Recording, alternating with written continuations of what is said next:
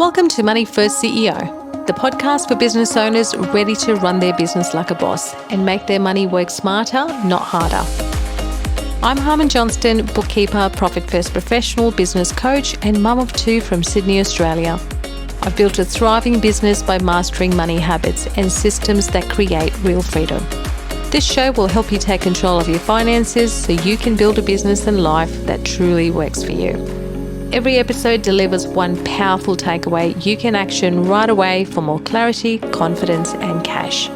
And from time to time, I'll be joined by special guests, fellow entrepreneurs, experts, and real business owners, sharing their money wins, lessons, and insights to inspire your next move. Because when you put money first, you unlock the options and freedom you deserve. So hit follow, grab your coffee, and let's dive in. Hey there, and welcome back to the Money First CEO, where we believe if you put your money first, the rest will follow. I'm your host, Harman Johnston, and today we're talking about a habit that separates reactive business owners from proactive leaders, financial forecasting. Now, before you tune out thinking that sounds way too advanced, stick with me. We'll walk you through it in plain language so it's easy for you to understand and implement. So, what forecasting actually means, I'm going to talk about a few things, how to build a simple 90-day money plan, why it's not just about numbers, it's also about decisions, and how to use it to prep for busy seasons, slow months, or big launches. So first we'll talk about why reviewing the past isn't enough. A lot of clients are like, they have a look at their P&L. It's like, all good. We look at what we made last month, what we spent last month or last quarter, what's left over. That backward-looking data, it's helpful, but it also shows where you've been, not where you're going. The problem, if you're only reviewing the past, you're always reacting. Forecasting flips that. It lets you anticipate dips, prepare for growth, and make smart, intentional decisions. And this is how you stop feeling surprised by your own business and start leading with purpose. And next, we are going to talk about some simple forecasting tools and methods. I'll keep it simple, so you don't need a fancy CFO to start forecasting. You just need the three basics. Estimated income, look at the next 90 days. What do you expect to bring in?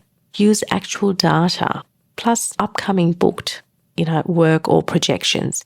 What your retainers are, how many clients you've got booked and what's the income.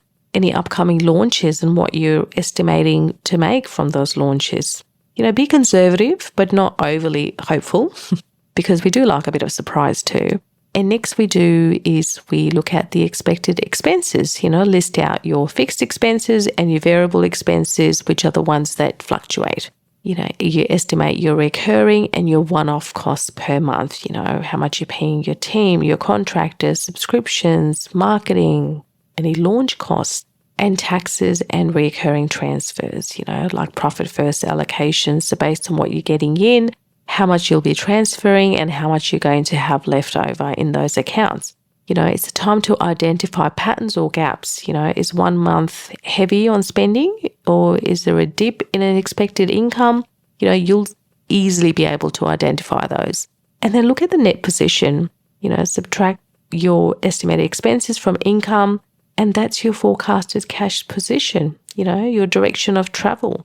You can do this in a simple spreadsheet, a whiteboard, or even a Google Doc.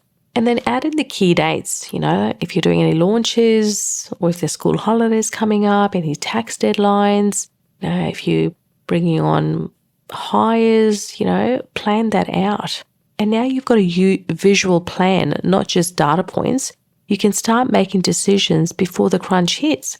The point isn't perfection, it's awareness. Next is planning for dips, growth, or launches.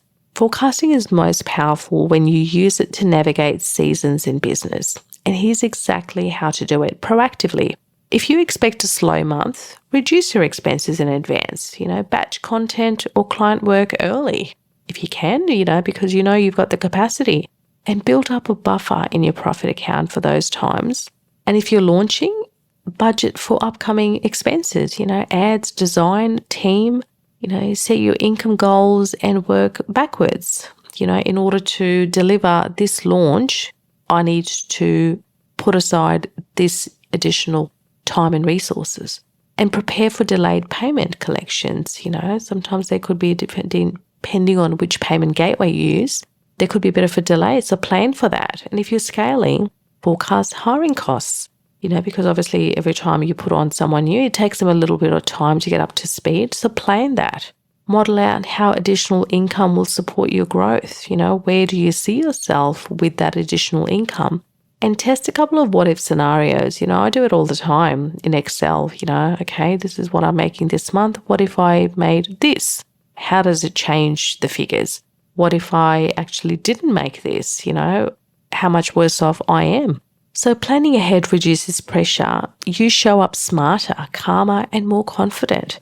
And lastly, turning forecasts into CEO decisions. Forecasting isn't just a finance tool. It's a leadership tool. When you can see what's coming, you make intentional choices about pricing, hiring, launching. You avoid reactive panic when things slow down. And you're creating a momentum because you're moving towards a plan. Even a messy forecast is better than none. So you'll start trusting your decisions more and your business will start responding accordingly. So what's your big takeaway for this week? Your numbers just aren't a report, they're a roadmap. And this week's takeaway is spend 30 minutes mapping out your next 90 days. Forecast income, expenses, and your CEO moves. Even if it's not perfect, just start, because once you're looking forward, you're in control. That's it for this week's episode. Thank you for tuning in to Money First CEO. If this episode gave you clarity, hit follow, share it with your team, and tag me. Until next time, keep putting money first and the rest will follow. Thanks for hanging out with me on Money First CEO. If you got value from this episode, hit subscribe, drop a 5-star review, and share it with someone who's building their business too. All the goodies are in the show notes, and you can find me on socials for more tips and tools to help you. Until next time, keep putting money first and the rest will follow.